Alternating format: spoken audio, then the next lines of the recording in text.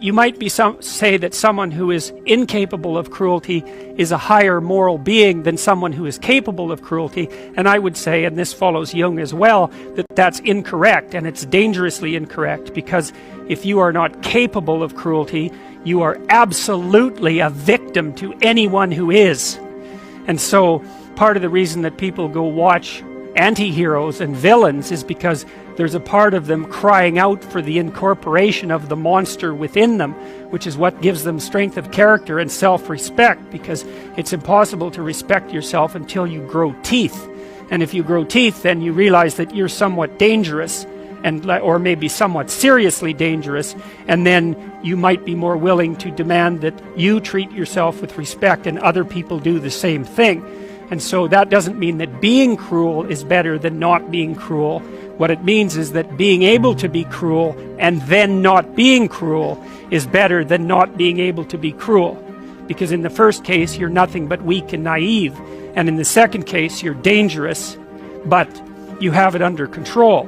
And you know, a lot of martial arts concentrate on exactly that as part of their philosophy of training. It's like, we're not training you to fight.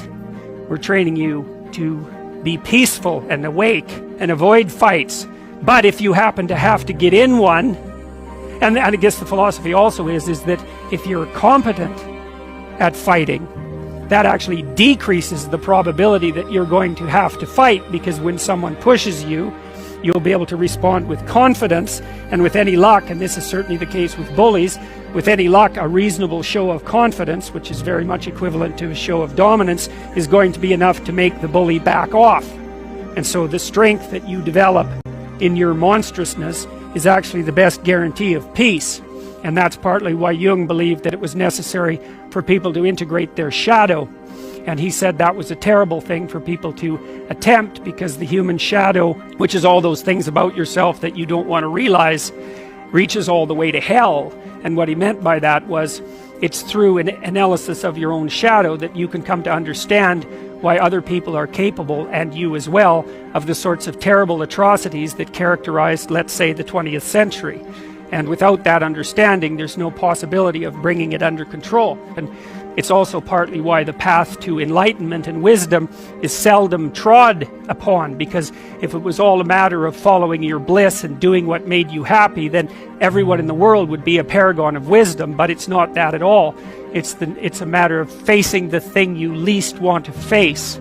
And everyone has that there's this old story in King Arthur where the knights go off to look for the Holy Grail, which is either the cup that Christ drank out of at the Last Supper, or the cup into which the blood that gushed from his side was poured when he was crucified. The stories vary, but it's basically a holy object, like the phoenix in some sense, that's a representation of transformation. So it's an ideal. And so King Arthur's knights, who sit at a round table because they're all roughly equal, go off to find the most valuable thing. And where do you look for the most valuable thing when you don't know where it is? Well, each of the knights looks at the forest surrounding the castle and enters the forest at the point that looks darkest to him. And that's a good thing to understand, because the gateway to wisdom and the gateway to the development of personality, which is exactly the same thing, is precisely through the portal that you do not want to climb through. And the reason for that's actually quite technical. This is a Jungian presupposition too, is that, well, there's a bunch of things about you that are underdeveloped, and a lot of those things are because there's things you've avoided looking at because you don't want to look at them, and there's parts of you you've avoided developing because it's hard for you to develop those parts. And so it's by virtual necessity that what you need is where you don't want to look, because that's where you've kept it.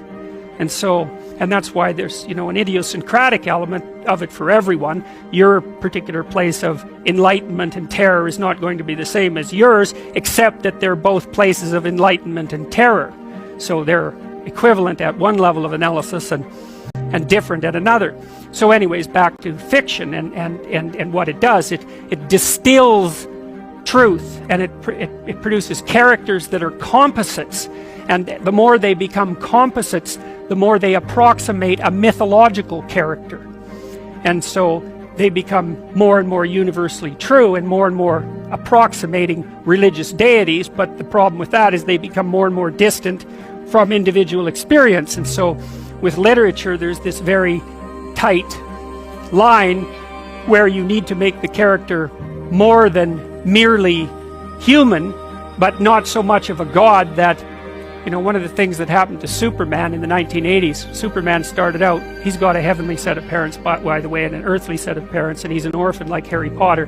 Very common theme is that when Superman first emerged, he could only jump over buildings, you know, and maybe he could stop a locomotive, but by the time the 1980s rolled around, like, he could juggle planets and, you know, swallow hydrogen bombs, and, you know, he could do anything. Well, people stopped buying the Superman comics because how interesting is that? It's like something horrible happens and Superman deals with it. And something else horrible happens and Superman deals with it. And it's like, that's dull. He turned into such an archetype. He was basically the omniscient, omnipresent, omnipotent God. And that's no fun. It's like God wins, and then God wins again, and then again God wins, and, you know. So then they had to weaken him in different ways with kryptonite, you know. So green kryptonite kind of made him sick, and red kryptonite, I think, kind of mutated him, if I remember correctly. And anyways, they had to introduce flaws into his character so that there could be some damn plot. And that's something to think about, you know. There's a deep existential lesson in that your being is limited and flawed and fragile. You're like the genie, which is genius in the little tiny lamp, you know, this immense potential, but constrained in this tiny little living space, as Robin Williams said when he played the genie in Aladdin. But the fact that you have limitations means that the plot of your life is the overcoming of those limitations, and that if you didn't have limitations, well, there wouldn't be a plot, and maybe there would be no life. And so that's part of the reason why perhaps you have to accept the fact that you're flawed and insufficient, and live with it and consider it a precondition for being. It's at least a reasonable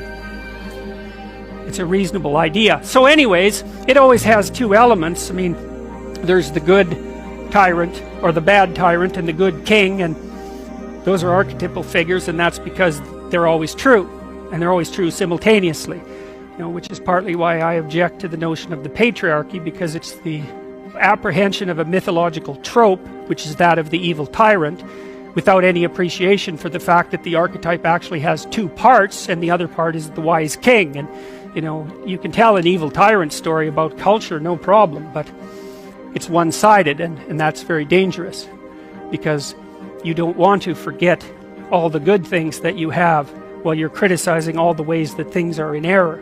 That's a lack of gratitude, and it's a lack of wisdom, and it's founded in resentment, and it's very dangerous, both personally and socially.